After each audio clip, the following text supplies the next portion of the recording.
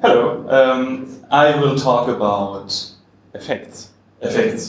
So, first I would like to give you a rough overview. I would like to introduce myself first, and then we start with the talk. And actually, the title of the talk should be something like Stylized VFX in RIME and additional cool stuff from other games when it underlines my point.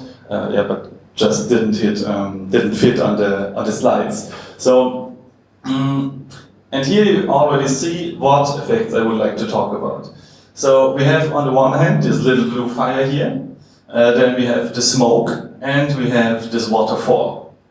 And I have to say that for these both effects, I didn't do anything to it, but I just saw them while working on RIME, on the game, and I was impressed by how they are made, so I wanted to talk about that. And the only thing I contributed something to was the waterfall.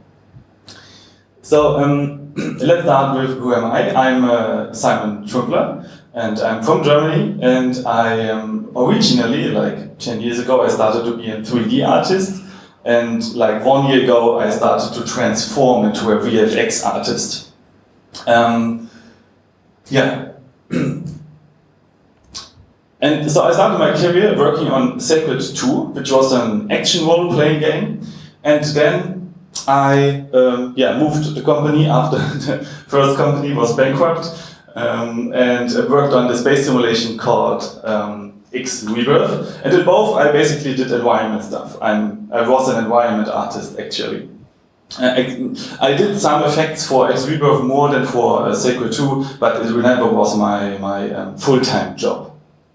So, and in my spare time, I really like to write about little game art tricks, like really small, cool tricks some other guys are doing. And documenting and writing about how it's done exactly. And this is what I like to do. And you can find, if you are interested, you can find it on Simon Schreibt. And a Schreibt, by the way, is a verb in German for to write a letter or something. And it's not my last name. Some people think I'm Simon Schreibt, but I'm really not. But actually, what is really cool to me that over this project I got in contact to ADDON, right? And also to the tequila guys. So it made it possible, or it created these opportunities to be here, actually, right here, right now. So I only can encourage everyone to, if you do stuff or you're interested in stuff, like write it down into a dev blog or something. You never know what it turns into, right? So, as I said, I got in contact with the tequila guys. They were looking for a VFX artist. And it was for the game RIME. I don't know if you saw it. Actually, it was released last week. So you can buy it and make us rich. And as you can see, it's really, really nice, right? Really nice style. It's a stylized approach. And of course, the effects should follow this style, right? So I would like to talk first about this little fire we just saw in the first slide, which looks like this. So I don't know how you think, but I really like it. I really like this approach. It looks almost like painted. And when I first saw this the first time, I was like, maybe it's a flipbook. Maybe they just simulated it, or painted it actually, and then put it into a big texture, and now playing it back all the time. But it's not. It's not a flipbook. And I would like to, I'm really looking forward to seeing into your faces if you are as surprised as me when I saw the basic textures which are responsible for this effect, because those look like this. Okay, that's a good reaction, because I was like, really? This makes this really nice fire? I mean, I can't believe it. So, what we have here on the left side is, let's call it rainbow texture. There's this little rainbow here, right? And then we have this foam structure or whatever there. And, I forgot to mention the name who actually did the effect. It's Felix Menendez, okay? So he did the effect, and he created these textures, and actually he is not using those like exactly like this in for the material. Actually, he provides different information in all the different texture channels. So we have several masks here in this rainbow texture, and then some structures there in the other texture. Yeah. So the basic principle, what is the main ingredient for this effect is like UV distortion.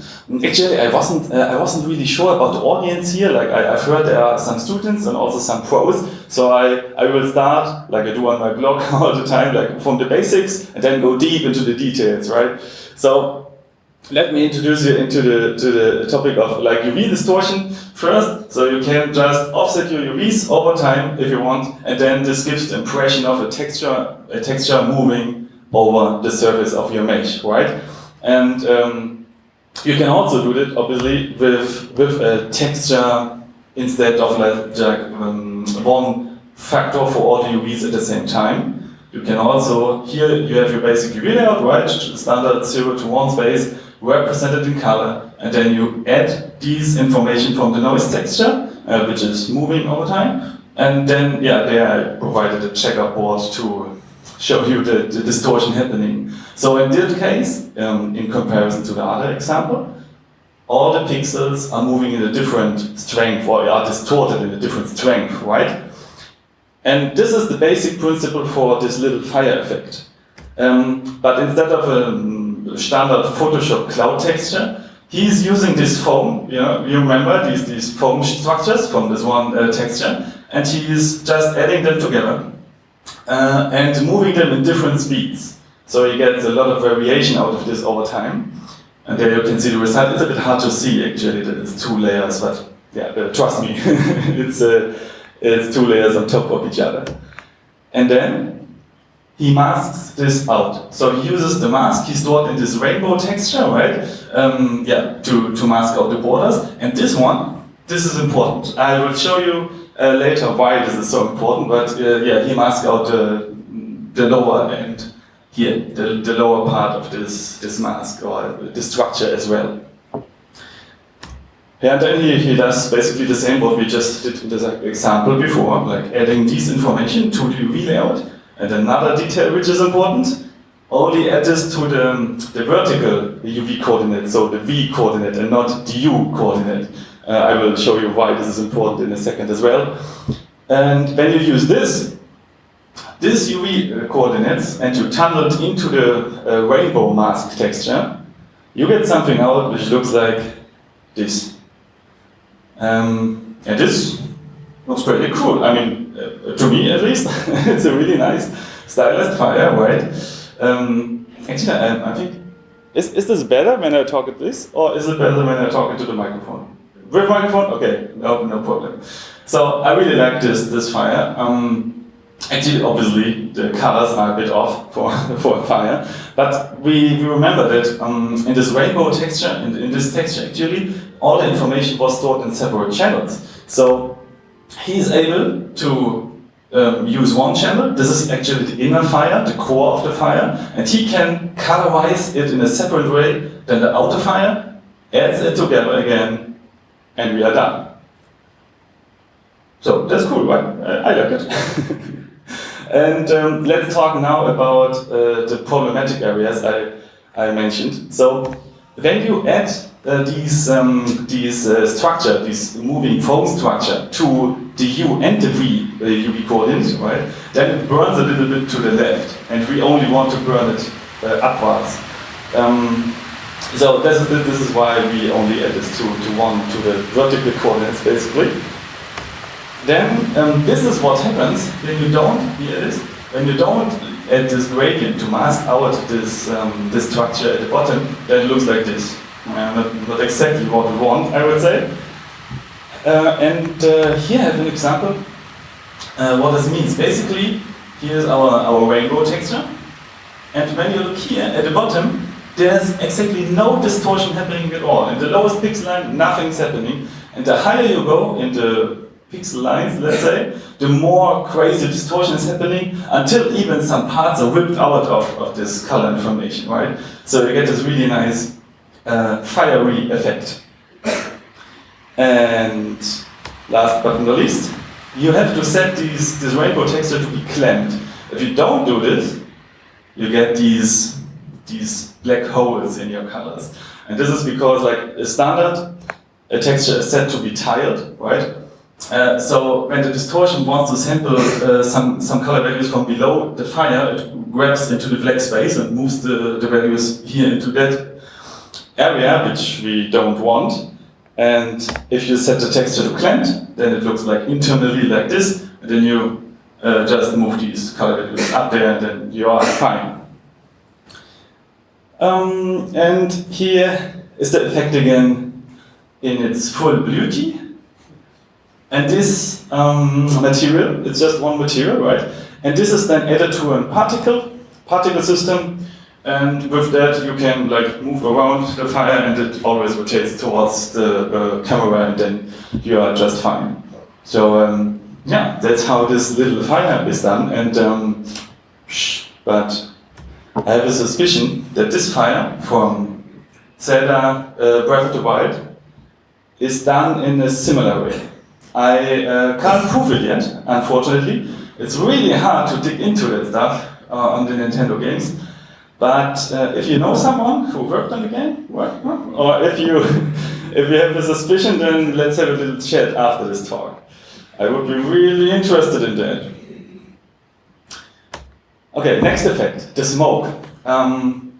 Let's talk about smoke in general. Like smoke, particle systems is like flat planes looking or pointing towards the camera, and in smoke we want to have like a volumetric cloud, which contradicts each other a little bit, because like flat and volume, you know. But there are really nice tricks to overcome this problem. I mean, obviously in Unreal, actually the RIME game is made in the Unreal Engine, right? And there are advanced technologies to simulate the volume of translucent particle effects for smoke, but it's kind of expensive. So there are really nice tricks to overcome this. For example, I saw something in the talk from Blizzard for Diablo 3. And if you didn't see this yet, it's called Technical Artist Bootcamp. You can Google it, and it's free to watch. It's not behind a paywall. I strongly recommend to watch this. This talk has so many great informations, and I really love it. And one trick is, here you see the smoke. It looks kind of volumetric, right? I mean, can you not if you see if you think the same way? Okay, cool. I really like how this looks. And they paint the color information into the basic texture. And now you might say, wait. You can't do this because normally we rotate particles randomly to get some variation into our smoke, right? And you can't paint the color information into that. But actually, in this example, they create variations for the particle, for the silhouette of the smoke particles by using two layers of this noise texture, similar to what we did in the little fire, blue fire, right? And randomly set an UV offset, and with that they get different silhouettes and can set the rotation of the particles to a value which like fits the sun position. And in Diablo there is no dynamic sun, so that's why this is working. Really nice trick. But if you want to have a moving sun, you know, then another opportunity could be using not a flat plane for just two trees or one quad as a particle, but adding another vertex right there and folding the normals outwards, which gives you kind of an interesting shading, which looks like this. So here we have this flat cloud texture with no color information in it. But when I use my modified plane, you get this kind of volumetric shading, and with that, you could even rotate the particle randomly, whatever you want, and you could have a dynamic sun, and yeah, it would just work. And it's a really little trick, but a big outcome, I would say. And I saw this the first time in Company of Heroes, and here's a little gif how it looks in their game which works quite well, to be honest. The problem is, it's not really stylized. So this wouldn't fit into the wine game like 100%, right? And I've checked the internet a little bit and looked how to do this. And it seems that for like stylized effect, like in an anime or something, the answer seems to be using more geometry, like instead of just flat particle planes. And I've got some really nice examples from a Japanese guy. I have no idea what he's twittering about, but I saw these pictures on his Twitter channel, and to me this is like amazing. I hope you can see this, right? This is like a lot of geometry in combination with some really nice cel shading shaders, materials, and he really creates this effect of these anime-styled effects. Yeah, and I mean, this might be a little bit too much geometry for us, but maybe not if we create this on the graphic card, right, with tessellation or something. So this is at least an inspiration, and okay, let's lower the poly count a little bit, but there is a game who already uses geometry for their smoke, and this is the Super Mario 3D world. As you can see, I hope you can see this here, you have these little smoke clouds, and they are shaded correctly because it's 3D geometries and they're rotating a little bit. And and for the scaling, they just fade them up and down in scale, right? And it works quite well, I think. So, oh, actually, this is interesting, right? Here you see 3D clouds, right? This is the game, but on the world map, you can see little smoke puffs, but here in this intersection, you see that it's a particle, right? It's a flat particle again. I have no idea why they are not using like the particles in the game as well, or the 3D smoke in the world map. But I just wanted to mention this because I find, this is stuff I find interesting, you know? So maybe it's a little bit weird.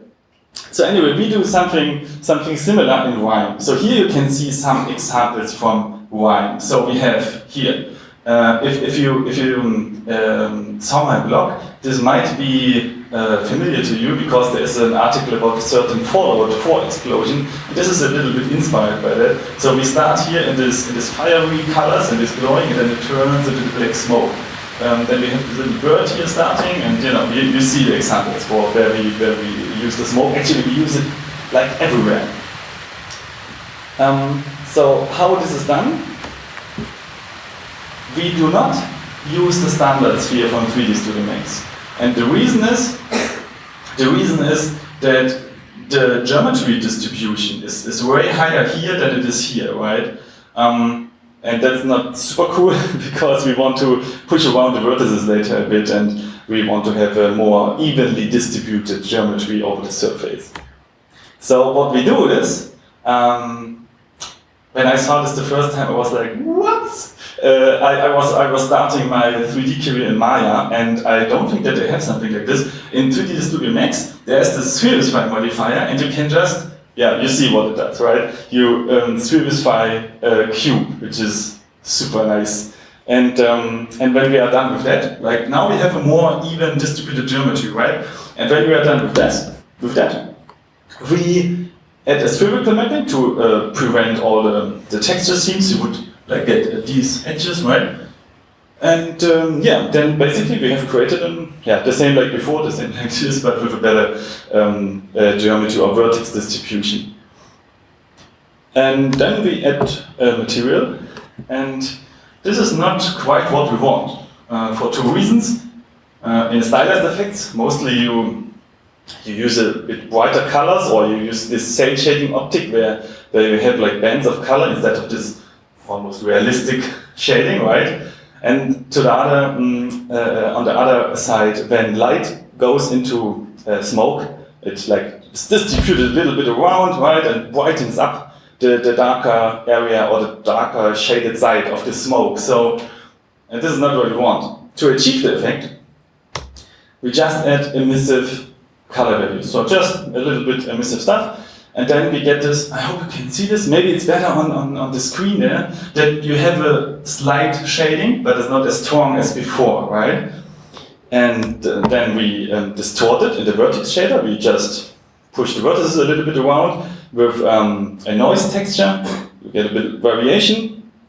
And last but not least, we dissolve this with alpha erosion. I will go into alpha erosion a little bit later, but you can see already here how it works. So we don't just scale the clouds smaller or bigger. To fade them out, we use this. And now you might say, that might work in a static environment like in the Diablo 3 example, right? But in RIME, we have a day-night cycle. So you can have night, day, you never know when the player sees what. And this wouldn't work at night, because you would have glowing smoke, right? A little bit weird, I guess. So actually we got a really nice tool for that. In Unreal, you have material collections, and this is basically just values which can be updated by code in real time. So we have a material collection which updates the day color in real time. With that, we can modify our material to adapt the color for the smoke, right? We can adapt the color and the brightness for the smoke depending on the day-night cycle time thing. And I really liked it, like to have this control, because I mean, what would be the alternative? The alternative could be that like the artist creates like several different particle systems with several different colors, and the programmer would like exchange them on real time or something.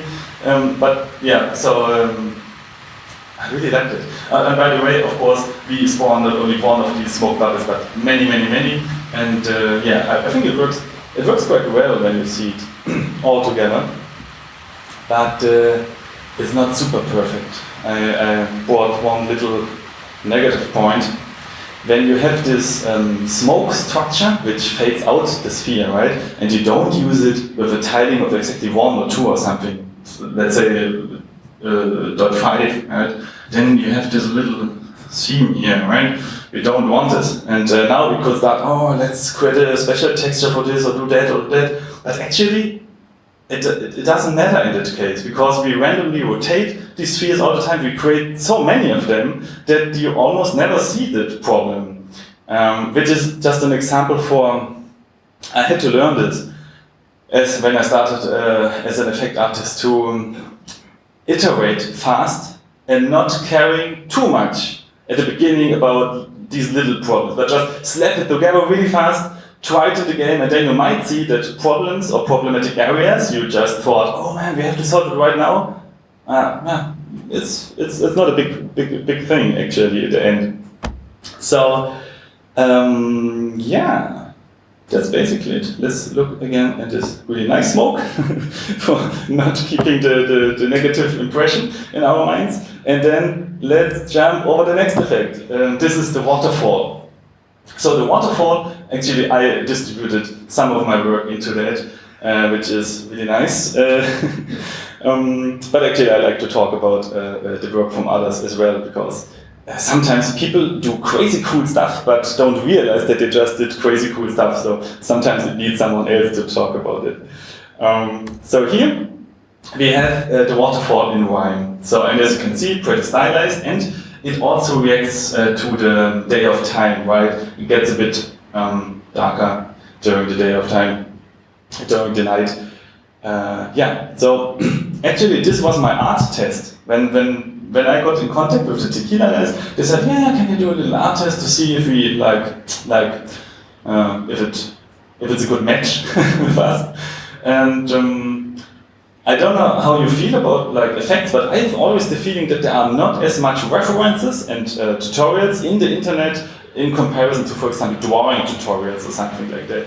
So the only thing I could find about especially waterfalls, did any one of you did a waterfall? Can I see a hand maybe? One, okay. Waterfall, kind of. There's a lot of work to do, right? So I went into the internet, and that's the only thing I could find. So this is an article, and this is Zelda Wind Waker Waterfall. It looks super cool, and it's a super cool game, but it's kind of oldish. And yeah, this guy asked how to do that. So this is the only reference I had. Not a good start for an art test on a topic you never did before, I guess. But I was really lucky that they sent me a really nice concept. So this is the concept I got from Tequila Works. And we can already see here several important points we have to care about when we do this waterfall, and especially the stylized style of the waterfall.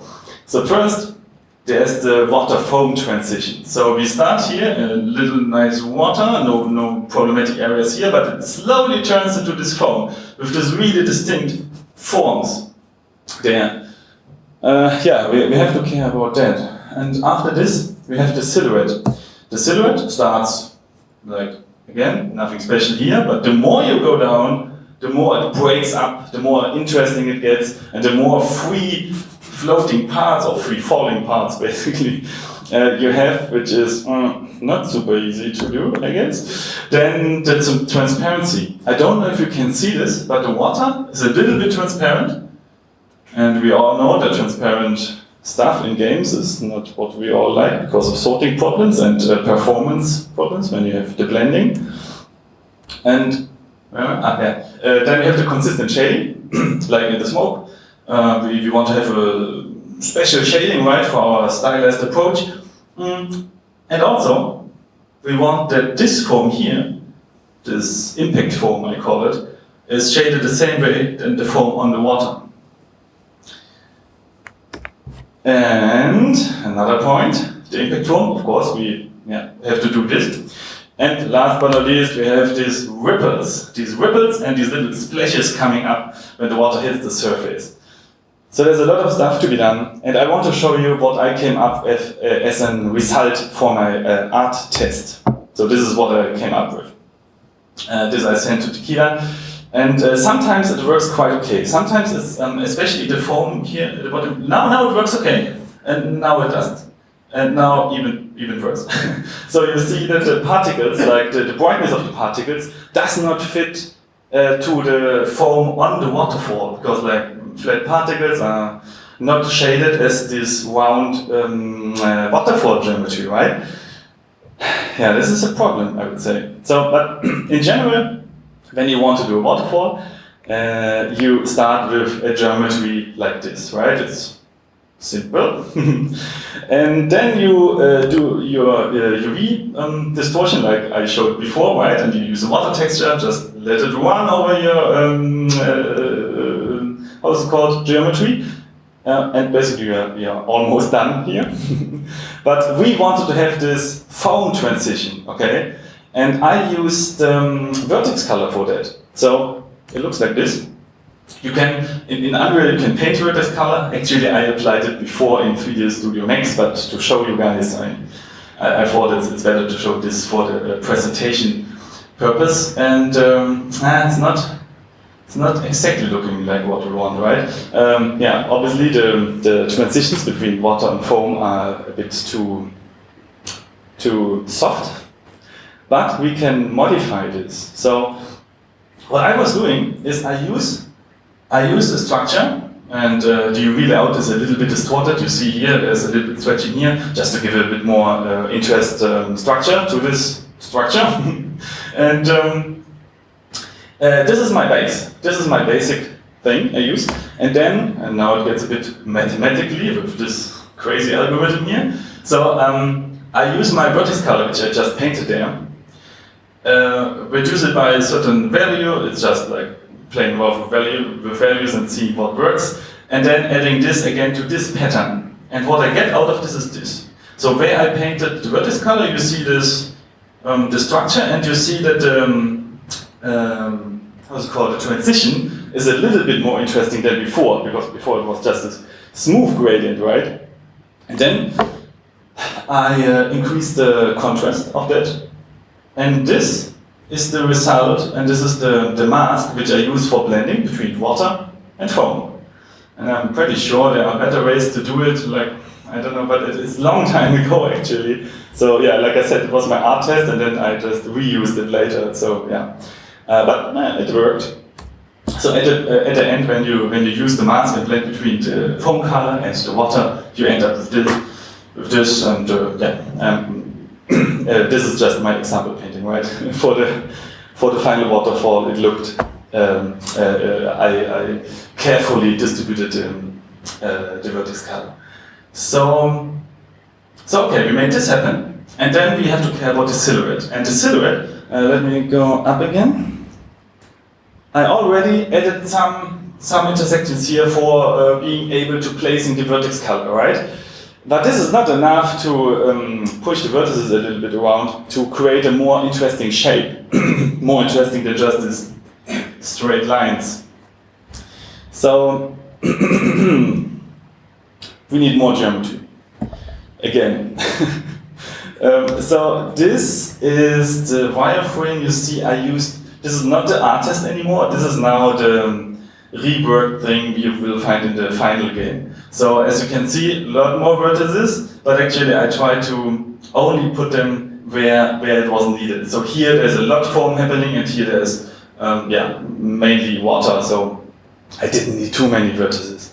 And then I just push the vertices outwards, and the more where you have more foam. And with that, you create a way more interesting silhouette, right? But we still have the problem that we have these free-falling parts, and they are not covered here, right? I tried, like I said, right, I tried to cover it with this, with the particles, but didn't really work out. So, what's the answer to that? More geometry. What I did is, I created more geometry. So I created these layers of additional geometry, but instead of like going together into one point here, like this spread, right? And then I added basically the same material like before, but without the water. So you see here, right? It's just foam, no water. And when you put this all together on one point, then you get this. And I think that works quite okay, because you have a consistent shading for all the foam, and sometimes you see these free falling pieces, and you see some layers and some holes. So it's at least better than my approach with the particles, right? And it's of course a bit, maybe a little bit too much geometry, but I created some LODs, so in the distance you don't have this. I think it's 18,000 trees for the bigger one. Yeah. So you don't see this in the distance. So I hope it should be fine. Should be fine. I mean, if you have ideas, I would love to talk about this later with you. If you see, hey man, I have an idea to like improve that, or to make a different or a similar result with particles or something. But this was the best I could make in the time. So we solved the foam. Let's talk about transparency. In RIME, you can dive. So what I did here, this is a sphere, and I put my little waterfall material on the sphere and dived. So we are looking from below the water surface, through the water surface, towards our floating sphere. Everything works perfectly fine as long as I set the blend mode to opaque. And I set the blend mode to translucent, it looks like this. No distortion, and actually it looks like it's below the water surface. No idea what's going on there, but it's not working. So what I tried is, this is the waterfall, we look from behind. And the colors are just a little bit too dark, right? It doesn't look like light is going into the water and is subsurface scattered around, right? So I tried to use Fresnel in combination with several masks and gradients, like radial gradients and stuff, to make it happen to have a little bit light here, so that it looks a bit like, there's light coming through, right? And it uses the same material collection like I talked before, so that you can control this by night, because you don't want to have glowing water in your game when it goes into the night. I mean, at least in that game, we wouldn't want to do it, have this. So this is basically, yeah, not real transparency, but a little fake. So should be enough. So the next point would be the consistent shading. So if I'm a waterfall, then my surface normals show like this, right, to the sides, right? And we come later to the impact form, but basically it's a flat plane, and therefore the normals show upwards. And when you have like some normals pointing upwards and some pointing to the sides, it's not consistent shading. So what we can do here is to override the normals on the material for the foam on the water. And this was exactly what I did. So here you can see the two versions, and the darker version is the unmodified version, the unmodified waterfall. And then I just said in the shader, okay, wherever foam is, the normals shall be forced to point upwards in the same way like the impact foam does. And with that, yeah, it's more consistent. I hope you you can see that. And you might know this little trick from grass. Sometimes when you don't want to have this one, like this harsh cut between the ground and the grass, then you can, oh, it's making waves. You can just modify your normals to look or to point to the same direction than the ground, and then you have a smoother transition, right? It's basically the same but happening in the shader. Yeah, here's the impact foam. This is the final impact foam we use on the bottom of the waterfall, and this is partly done by me.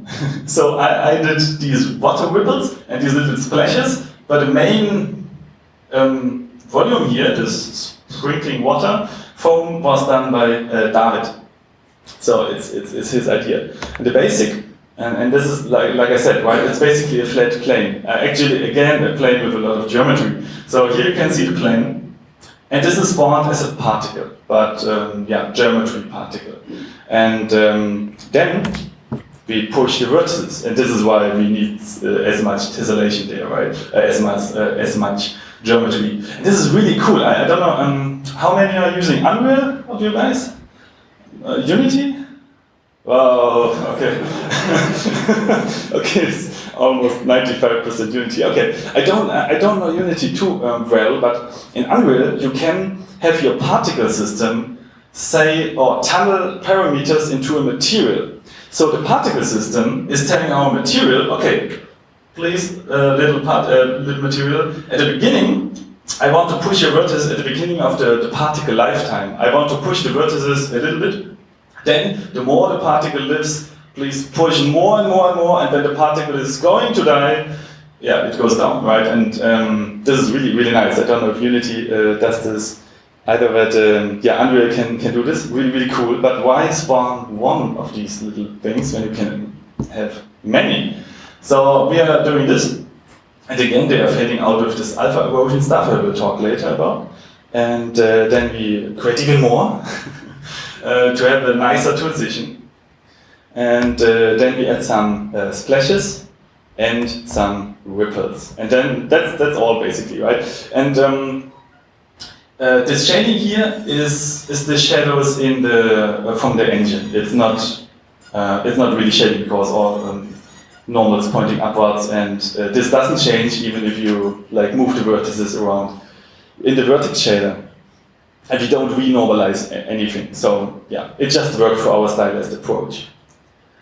And now let's talk a little bit about this alpha erosion stuff I all the time mention here. So normally when you have a smoke or a splash, this shall be my little splash thingy, and you want to fade it out, then you just lower the color values over time, right? This is like translucent blend mode. And when you use a mask blend mode, or alpha 1, alpha test, or however you call it, then it looks like this. And what's basically happening here is we can imagine our our texture like this grayscale texture. And when we imagine this as a high map, like high values, then we can see that everything below a certain threshold is not contributing to our mask, and everything above the threshold is contributing, and therefore we get this really nice little alpha erosion. I think there are different words for this, but yeah, I just use alpha erosion. And actually we use this in Sacred 2 to blend in and out the world map. It's almost the same and works interestingly well. Yeah, so where am I? Consistent shading still. Oh yeah, by the way, for these little splashes,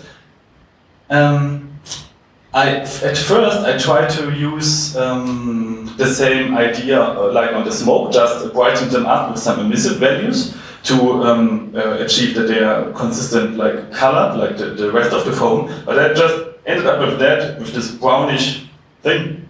And I think this is because of Enlighten. In RIME we used Enlighten, and if you don't know this is a third-party solution to have real-time indirect lighting. So actually it looks awesome, but it seems to create sometimes some problems. So in that case I just overrode the pixel normals again to point upwards all the time, and then it just works for these little flat particle splashes. So here again the final result. And now, last but not least, let's talk about the ripples, the water ripples there. They are heavily inspired by Zelda Wind Waker. And I don't know how you think about this, but when I saw this the first time, I mean, I knew the game is pretty old, so there might not be like rocket science in the shaders or something, right? But the motion, I'm sorry, it's stuttering a bit, I'm using GIFs here, but the motion looks kind of complex, right? And I couldn't, by just looking at it, I couldn't just grab how exactly it's done. So I investigated it a little bit and found out the basic geometry is this. Nothing special here. And this is how our textures look. So the texture this is our ripple texture. Again, it's like distributed in several channels. And you have 2 channels, and the only like special thing about it is like tidal on the horizontal axes. And then you take one of these guys, put it on the plane we just saw, not plane, but cylindrical top of a thing, at the top of a cylinder basically, then it looks like this, right? With soft alpha blending. And then you use alpha test or the mask. In Unreal it's called mask blend mode. Then it looks like this. So, yeah. But why having one layer when you can have 2 with different speeds? So the same idea like in the Blue Fire, right? With the 2 structures which run in different speeds. So this is what we have here. And of course we have here the problem, right? There is no fade out. It looks pretty ugly. So again, the solution is vertex color. Instead of lowering the color values by a factor, by 1 factor for everything at the same time, I use vertex color as this factor who lowers the color. So when the foam starts here, nothing happening, nothing is modified, but the more the ripples walk or move towards the border, the lower the color values go. And the result is this. Yeah, that's basically the basic idea of these little water ripples which we used on our waterfalls and on other areas in the game. Actually, I think this is the only thing where before this talk some people in the internet asked like, hey man, how did you guys do the foam? And I didn't do this, but the technique is the same. So here you can see like the game, there's this big aisle, and the big aisle is surrounded by foam, and it's not just one big mesh. Here you can see that like there's a foam mesh and there's a foam mesh, and this is made for culling, you know, for being, you don't want to render the whole mesh, the whole aisle all the time, only when you see a little part of it. So for the culling, we separated the meshes, and here you can see that's actually the same technology. Like here. Yeah, same thing. It's customly adjusted to these shapes. But there's only one little problem here, and I could, when you do water into a game, think twice if you want to have waves on your water, right? Because then everything gets complicated. Because we have waves here, a little less here, but more here. Like, oh man, it's like contributing to my point actually. So sometimes the water could run over the foam, right?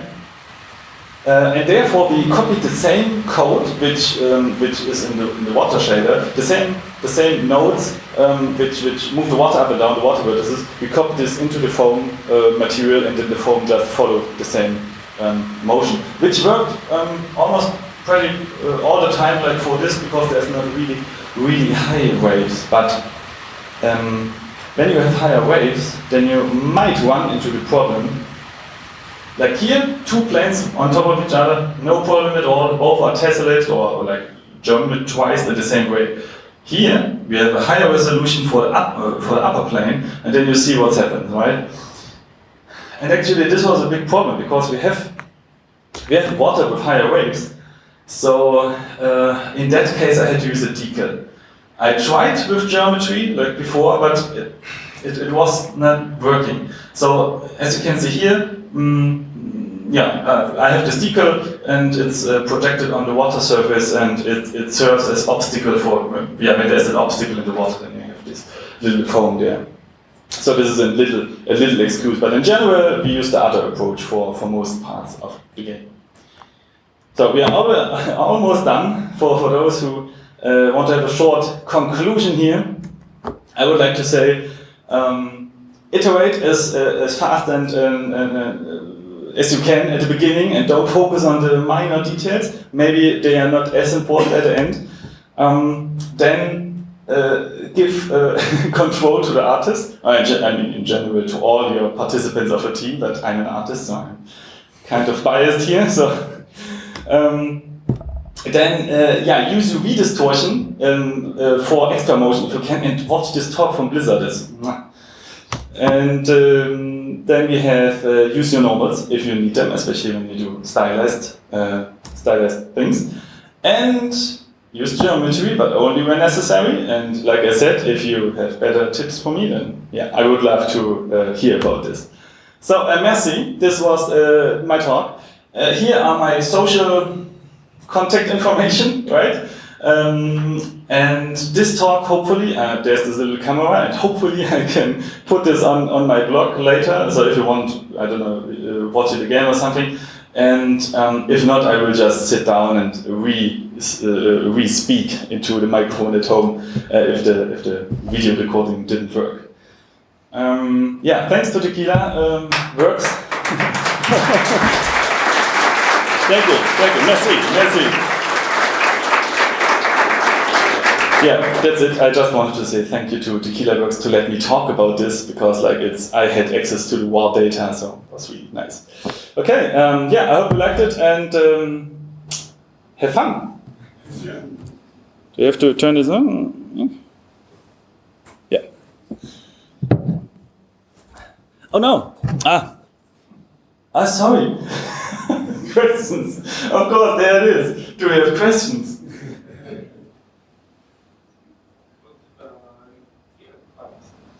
Yeah, so you also use a lot of geometry just for the wall. Do you have like any optimization problem during the development of RIME? Like, I know you use LODs to lessen the load, but it's still a lot of geometry for just one model fold, particles and all that. So like, did you limitations during developments, like we should not put like more than such and such waterfalls, or like only in certain places to avoid like just overloading?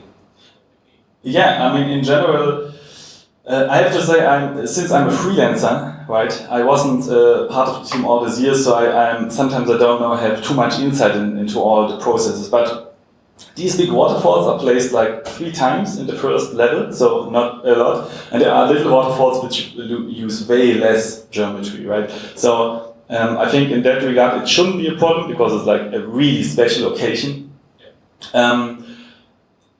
Actually, I know that the team optimized a lot, and I know that the reviews say sometimes like, performance isn't working too well. I hope it's not because of my waterfalls. But I guess there are some problems, but I couldn't nail them down why it is right now. A friend told me that he has 60 FPS, but when he activates the the anti-aliasing, then it goes down to 40 something. So yeah, I can't nail it down, to be honest. But in general, except I think from the trees, I didn't speak about them, but the trees are also really nice and they use a lot of geometry. I think there is not as much geometry use than like I just showed here. So I hope it's not that is the problem for the performance problems. Yeah. I'm sorry. I think I can't answer it in more detail because like I said, I was just for 1 year freelancer and. Is there another question? Or is this answered? Was it? Yeah. Okay, fine. Okay, another question maybe? No questions? Yes. Oh.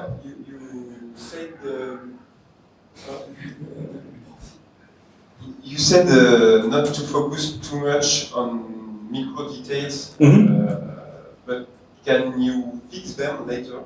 Oh yeah, that's the idea, right? To iterate a lot. So to start, slap the reverb at the beginning, put it into a game, and then see how it feels, right? Sometimes you just see that all the players and also in your team, nobody notices something, right? And then maybe you don't have to invest hours and hours. But sometimes it will be like that 5 seconds afterwards, like, hey dude, did you just update it? It's so ugly. And then you might iterate about it. It's a little bit problematic, especially for a freelancer, because when you start working for a company, you want to show something cool, right?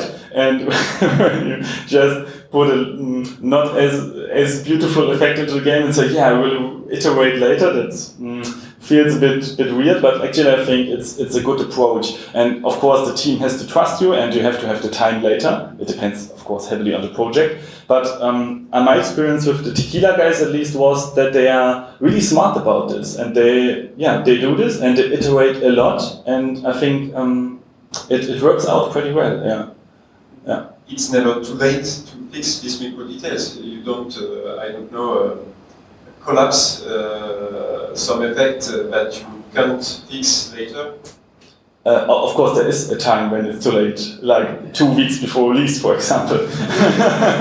So, of course, but when you put the effect into a game, and there's enough time for the people to realize that it's there now, and then you get all the feedback, and you see it all day again and again, and then you will see if you care about this problem or not, or if maybe it's even not visible because of other elements like some smoke overlays your fire, and then nobody sees it actually. So yeah.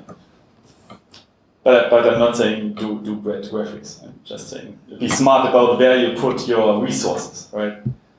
Okay, so I think I have here 53 minutes. So I think it's the end. Or is there another question? There's another question. Great. Hello. Just a question about what you have done on the game. Really, is the core visual of the game and what makes the game unique amongst others. And you've done waterfalls and other effects. And this is really important to see that when you're releasing a trailer, maybe for the games.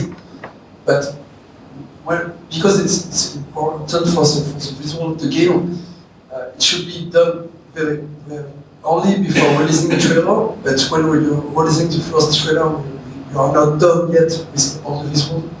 So how do you manage the schedule of we have enough effect, and this is nearly the final aspect, the final visual of the game, and we're great about it, so we will release a trailer, and because it must be only in the communication process, but it might be a problem because it might change in some also results. Yeah, you are right. It's problematic, and actually I mean, there you have your producers, right? And hopefully the producers or the planner know, okay, at this date we need a trailer and we want to show these scenes. So these effects should be prioritized, right? But actually, there's this sequence where a storm is coming, and I iterated over this storm after one trailer was released. So if you have eagle eyes, you will see when you watch this trailer that, oh man, this clouds there, they are looking a little bit different than in the released game. So that might happen. Yeah, but you are right, that's a problem, and you have to have good planning there. And you have to like say, artists, please be ready when your trailer is to be released or recorded. And actually, it's a communication problem, because sometimes the trailer is done in a different. I mean, the producer is not doing the trailer, right? The trailer is done in the other department. Then you have the graphic department. Then you have your producer role. So there's a lot of communication happening and a lot of potential for problems. But I think in the case of Tequila, it worked out well, and they all the time knew, okay, this date is important, and we want to have these scenes, and therefore we focus on that. Yeah. But it's a problem. It actually effects might come pretty late into the process. Depends on the effects, of course. But if you have, for example, some animations which are and you want to have some effects which are synced to that, of course, the animation has to be done before, right? So sometimes the effect artists come pretty late. I think the only people who come even later are the sound guys. They always complain about, oh man, we are the last. Like oh, we have 5 minutes to release. We need sound right away. I just can say you're right, and I think you have to be smart about this and plan to the future and know what you want to show. Yeah, not an easy task, to be honest. Okay, another question. Hi, great talk. Thank you. Do you use visual tools for your shaders, or do you write code? Visual tools. Oh man, I love it so much. It's Do Unreal. you have screenshots of it? Not here actually. I'm sorry, no. But Unreal has this node-based editor for materials. And yeah, you can do a lot of stuff with that, and I really, really like it. It's super cool. Before, the other games were custom engines, where I worked before, Sacred 2 and Egosoft, and X-Reverb. So we didn't have as advanced tools as Unreal, and since I work in Unreal, it feels like walking on clouds and all is soft and shiny. It's really, really nice. Actually, I never wrote a shader on my own. I would be interested in doing that, and I think you can, when it's about like squeezing the last bit of performance out, then you should do this, I guess. Like the programmers can optimize that all the time, but yeah. I'm just curious about the complexity of the shaders, for instance, for the waterfall. How many nodes do you have? I don't remember, but it's not two. It's your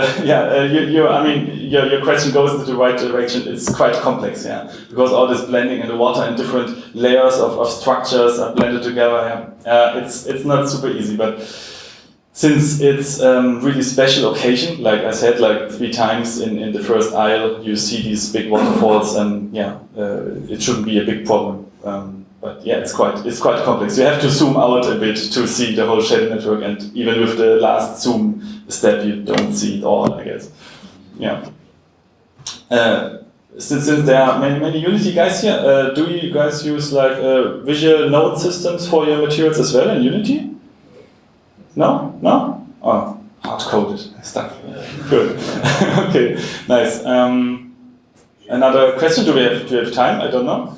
Do you have plans to put this on your blog? Yeah, I will. I will, and if this video is not working sound-wise or quality-wise, I will just sit down at home and redo the talk, and then we will have it saved there. Yeah. Cool. Okay, I don't see any raising hands anymore, so I guess, that's all. If you have more questions, or if you like some questions struck you later, just come to me. Would love to talk to you. And thank you again. And